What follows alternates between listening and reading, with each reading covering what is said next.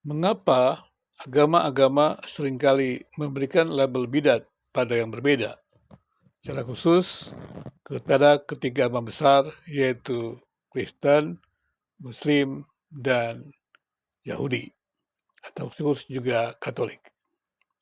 Kalau kita melihat agama-agama itu, agama-agama Kristen, Yahudi maupun juga Islam adalah agama-agama yang pernah menjadi agama negara, atau artinya adalah agama yang menguasai atau dominan dalam sebuah negara atau menjadi juga penentu hadirnya agama-agama lain. Jikalau kita memperhatikan juga semua agama-agama yang pernah menjadi agama negara itu memiliki kekhususan, memiliki hak khusus, sehingga dia atau agama-agama itu pada waktu menjadi agama-agama negara itu mendiskriminasikan agama-agama lain. Kemudian pertanyaannya adalah ketika dunia makin demokrasi, mengapa semangat untuk memberikan label bidat, mendiskriminasikan, menyingkirkan mereka yang berbeda itu, baik berbeda agama maupun berbeda denominasi atau doktrin dalam internal agama itu kerap terjadi.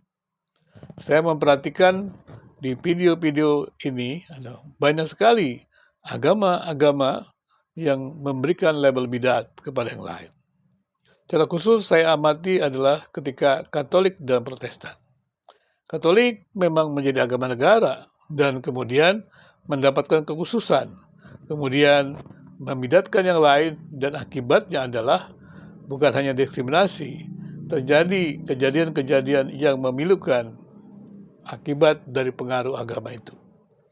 Demikian juga Kristen ya, kalau kita melihat juga terjadi juga pada peristiwa-peristiwa di mana setelah reformasi, kemudian negara-negara Kristen itu juga melakukan yang sama dengan negara-negara Katolik, atau Protestan melakukan yang sama seperti juga Katolik, yaitu mereka bahkan menghukum mati yang berbeda yang disebut bidat. Kemudian juga kalau kita melihat ya, ini terjadi pada agama-agama tersebut pada waktu mereka menjadi agama negara. Pertanyaannya adalah kenapa itu tetap berlangsung pada negara-negara demokrasi atau ketika agama-agama itu hadir dalam sebuah negara demokrasi. Memang pada saat ini ada beberapa agama yang disebut juga agama-agama yang bukan ketiga agama itu yang melakukan diskriminasi pada tempat-tempat tertentu. Tapi jikalau kita meneliti, misalnya juga di Indonesia, bahkan di tempat lain, itu karena mereka pernah menjadi ladang misi agama-agama, dan tentunya mereka mengalami diskriminasi, maka seakan-akan ada pembalasan dendam agama. Kembali kepada labelisasi bidat agama-agama. Apakah agama-agama itu tidak menyadari, secara khusus Katolik dan Protestan, bahwa ketika mereka memberikan label bidat kepada yang lain, maka itu berarti mereka mendiskriminasikan yang lain. Kalau mereka mendiskriminasikan yang lain dengan memberikan bidat, itu kan ada sangka buruk, ada kecurigaan. Berarti diskriminasi itu akan membuat orang yang diberikan label bidat itu kehilangan kesempatan-kesempatan yang sama. Pertanyaan selanjutnya adalah, apakah agama-agama itu tidak menyadari bahwa sudah berlaku tidak adil?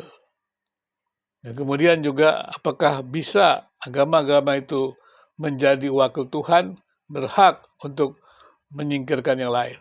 Jadi saya perhatikan juga bidat-bidat seperti Saksi Hopa, Shinjonji, dan banyak lagi bidat-bidat itu kemudian juga diberikan label bidat, dan tanpa ada sebuah dasar bahwa mereka mengganggu ketertiban umum.